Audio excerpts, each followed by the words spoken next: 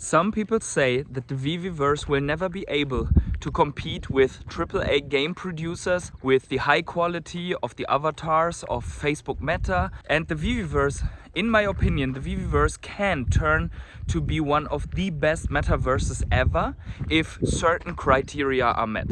Hey everyone, it's the Patient Toddler coming at you with another video, and in this one we are going to go over how the road to success for the Veveverse might look like. But before we start, please keep in mind that I'm a crypto and NFT investor and not your financial advisor, so please do your own research before you ape full degen into the Veve collectibles and or the Ecomi token. If you enjoy this type of content, please smash a like under this video, and also thank you for everyone who is already subscribed to my channel and to my rare hodlers, my Patreons, my channel members for always supporting me on this beautiful journey.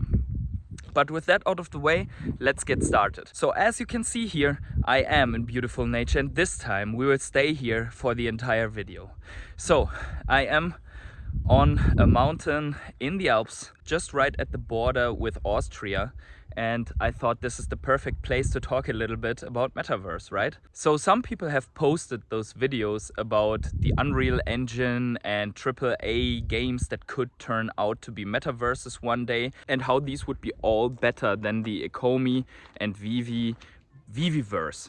And in my opinion, I think that's not the right angle to look at it. Because in my opinion, a game doesn't have to have the best graphics out there to succeed. In fact, there are games with really good graphics, but they suck. If you think, on the other hand, about games like Minecraft, if you think about games like World of Warcraft, they were not the peak in graphics, yet they attracted millions of users and make them addicted for years to their games.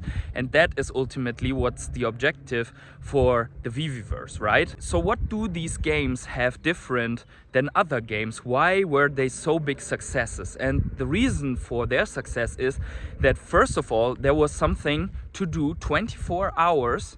And secondly, you didn't do it alone, so you would never get bored. You in fact had to rely on a party to get things done. In World of Warcraft, in the early days, you always had to have a group of 5 people to manage to get through the quest. Otherwise, questing and trying to survive in that environment would be a huge pain in the ass. So the same goes for Minecraft. You can stack blocks and build awesome houses, and that's fun for a while. But if you're doing that with several people, as we did it back in the days, in my opinion, that's what bound people so many hours in the game. So what Veve needs to do is the strong point of community that they already have, hanging out on Twitter, on Facebook and Telegram groups and on YouTube, that are already consuming hours and hours of content per day and writing about it and talking about the entire day. They need to bring these into the app, so they spend their whole day in the app and that they are interacting with the collectibles, maybe through crafting, maybe through competitions, maybe through quests, maybe through other tasks that you have to solve the entire day. So the Veveverse doesn't need the best graphics. The Veveverse does not need to have the best avatar or the best polygon count or the best frames per second or the best lighting. It's not because of that. They need to have attractive IP, attractive things to do, and these things to do can never end. And it needs to be so much fun, and it needs to be so difficult that you rely on other people to get that stuff done. And at the same time, it must be so much fun to do it with those other people that people are happily coming together in groups for, let's say, 5-6 hours a day to get things done.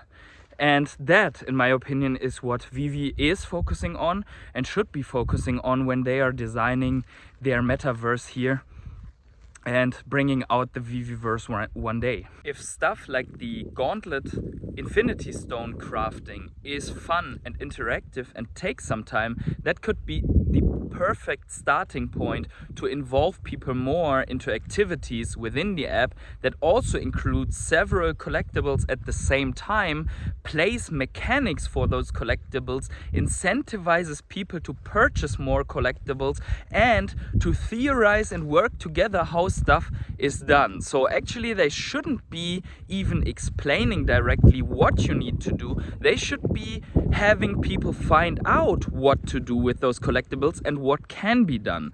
So as I said in those games, sometimes crafting is to put couple of things together and to see if that really works or if you need to change your strategy. So that could become a starting point to make Veve really interesting for more time, for 100, 200, 300% of the time that it is right now. Because right now it is only about the drops and maybe showroom building and so on, but there could be more to it, in my opinion, just as there was more to the games Minecraft, World of Warcraft, and you for sure have other addictive games where the same stuff repeats. Social interaction, something to do the entire day and that you cannot do it on your own. Anyways, let me know in the comments below what you think about this. Do you think the Veveverse can and will be a big success?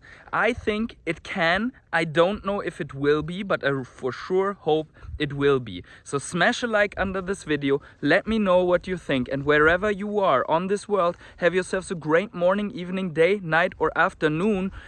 Take some time to enjoy this, because even though we are talking about Metaverse, we should always appreciate the real world around us, because the Metaverse is going to be a tool and an extension and will never replace this here, because this is medicine for your mind and for your souls. So with that said, see you in the next video.